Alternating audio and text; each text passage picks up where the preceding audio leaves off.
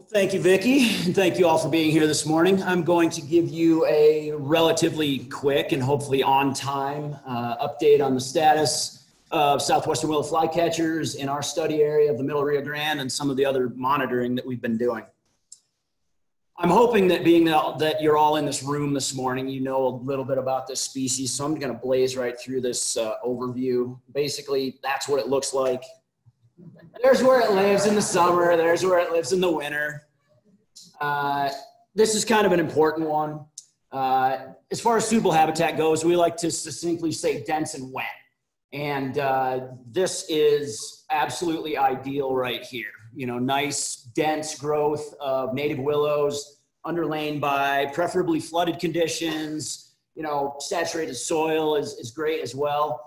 They will use this thumbs down stuff right here, which is salt cedar. You can see the structure is kind of similar to the willows, but typically it's drier.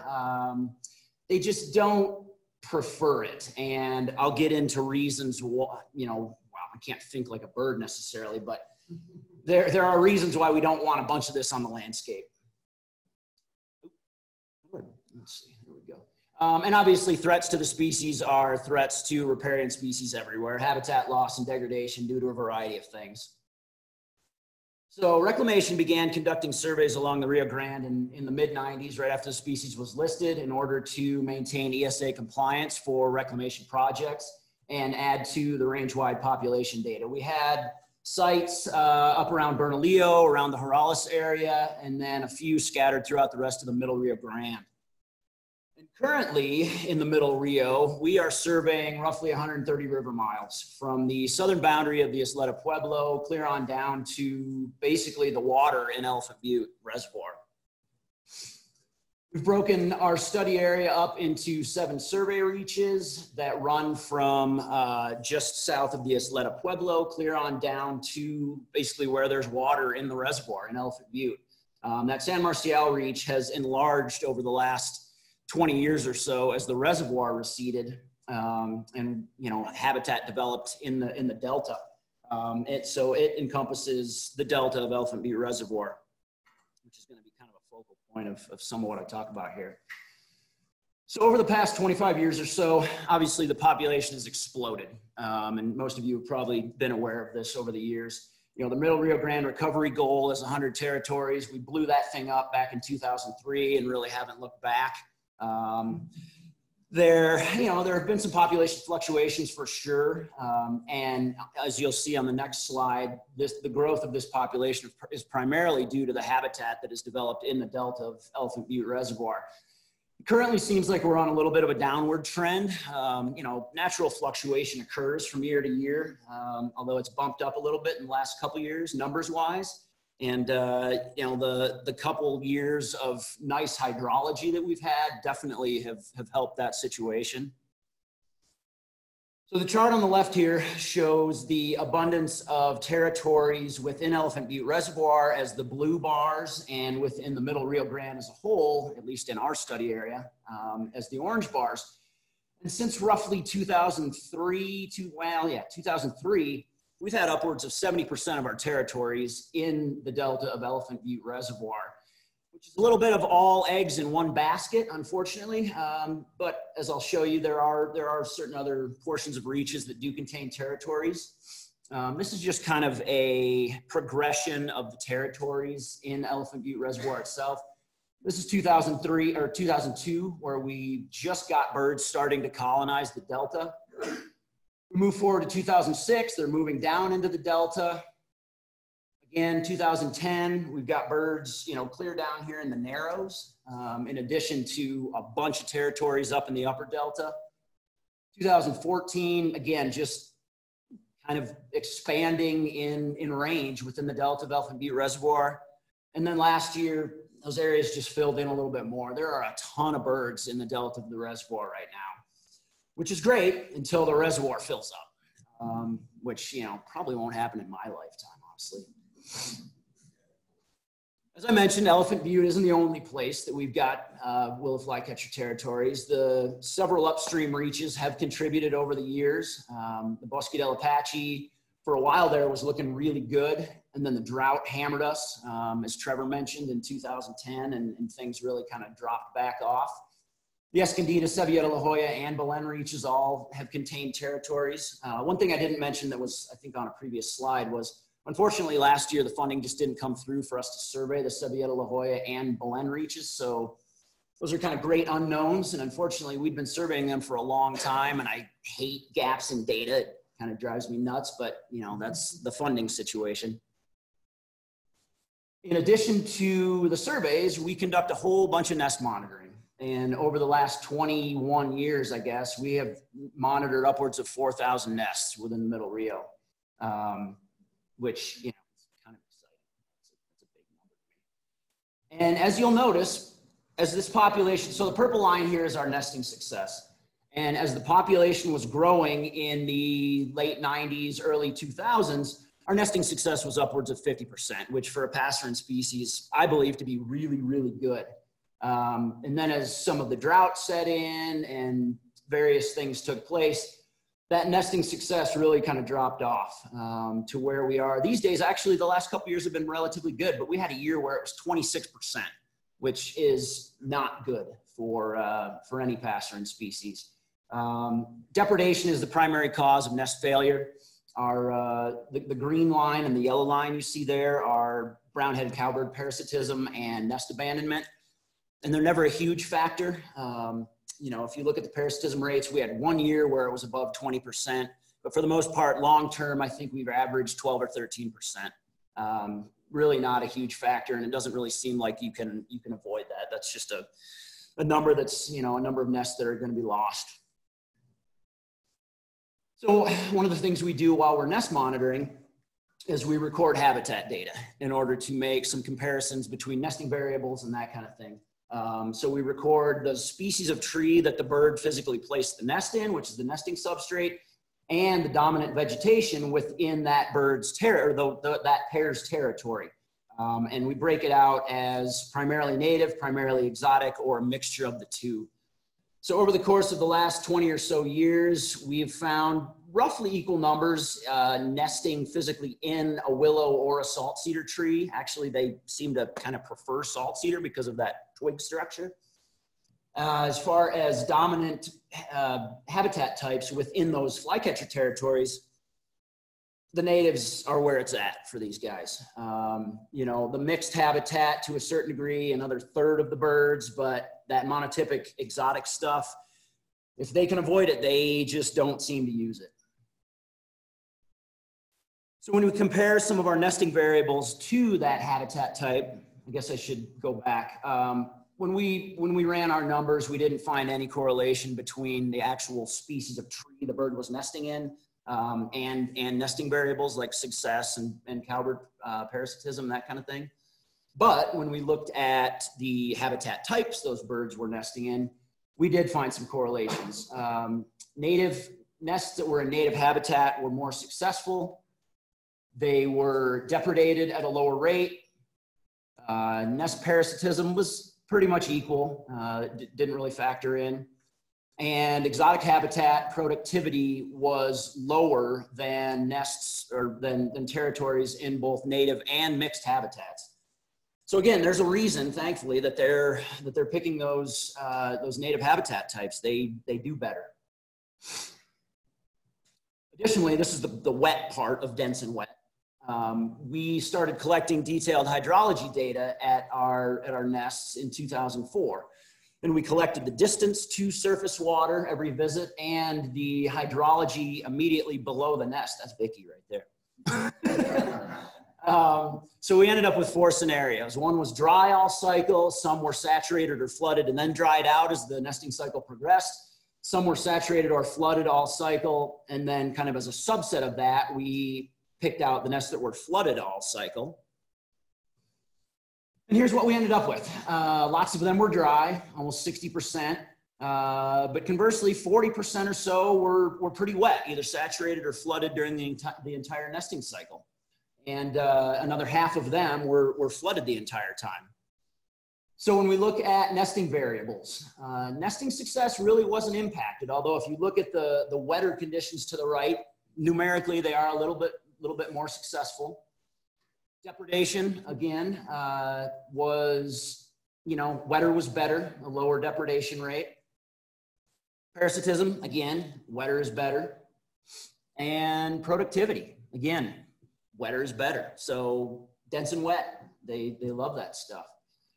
Distance to water, this just kind of shows their affinity to water. 91% of the birds were within 100 meters of surface water, and nesting success really didn't factor into, or the distance to water didn't really factor into nesting success. So another thing we noticed in some of our monitoring was this apparent conversion from willow-dominated to salt cedar-dominated habitats, which, based on some of those previous numbers, is really not a good thing. As you'll notice up here, this green line is our percentage of native territories. And when the population was really blowing up back there in the mid-2000s, there were times where it was upwards of 80%. You know, they had a whole lot of willows to choose from. As time went along and, you know, certain hydrologic conditions took over, that number drastically dropped off. And it was due to a couple things. One, we had a big head cut that came through the San Marcial Reach back in 2005 that degraded the channel pretty drastically and disconnected the floodplain. And two, obviously just the ongoing drought. Willows need water and salt cedar doesn't quite as much. And so that's basically what's happened. And if you recall this chart here, you know, obviously our nesting success when the birds were nesting primarily in willows was really good. And, you know, as things started to convert to salt cedar, things started to drop off. The salt cedar, you know, the conversion to salt cedar is also kind of nasty due to the presence of these guys on the scene all of a sudden. The tamarisk beetle is pretty much ubiquitous throughout the Rio Grande Valley these days. And you end up with this situation, unfortunately. A bird nests and, you know, if they choose to nest in some of these more salt cedar dominated stands, the beetle arrives and just knocks the heck out of them. You know, a little plug for some of the work we're doing. We are monitoring the situation, so stay tuned. Hopefully it's not nearly as drastic as it seems at times. Another project that we've been working on that, you know, I've got to fly through this stuff. We've been doing a habitat mapping study and have updated it periodically over the last 20 or so years. And we'll be updating it again this coming summer as well. Just allows us to get a grasp on what kind of habitat is out there, how much is available for the birds to use, you know, kind of the quantity of suitable habitat that is out there on the landscape. Allows, you know, our resource managers to kind of aim their work and guide the locations of some of the work that they're doing. So that being said, sorry for talking. What do? We're going to continue surveying and nest monitoring in order to keep tabs on what's going on out there with the birds. We are going to map periodically, and I would urge everybody to restore as much habitat as they possibly can. Although during that restoration, not all salt cedar is necessarily bad. If it's all the birds have to use, they will use it. And they can be successful in it, although not as well as they can in willows. Water is the key. Have a plan. Don't just blast it out and assume something great's going to come in, and monitor so we can learn from what's going on. Thank you very much.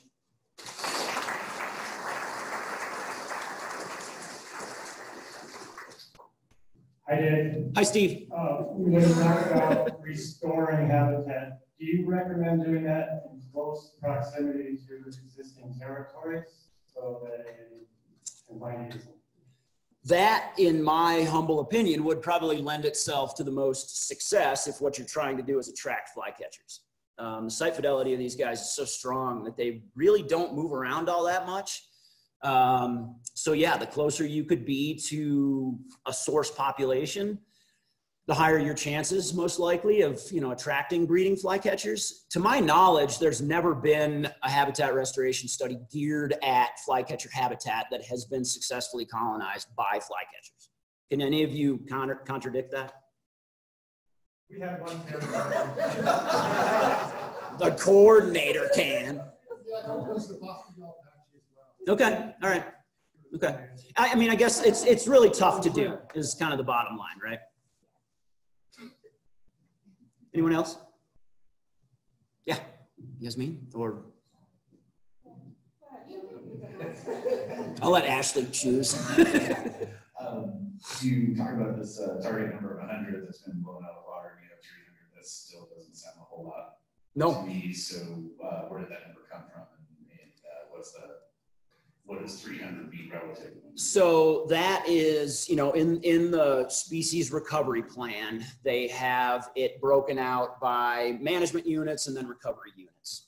And when the team came together, Vicky could probably speak to this better than I can. But, you know, when the team came together back in the day to put that recovery plan together, they have numbers for all of those different recovery units, and they decided on 100 for the Middle Rio as being a nice population of birds to have, which you're right, doesn't sound like squat to me, but, you know, you got to start somewhere, I guess.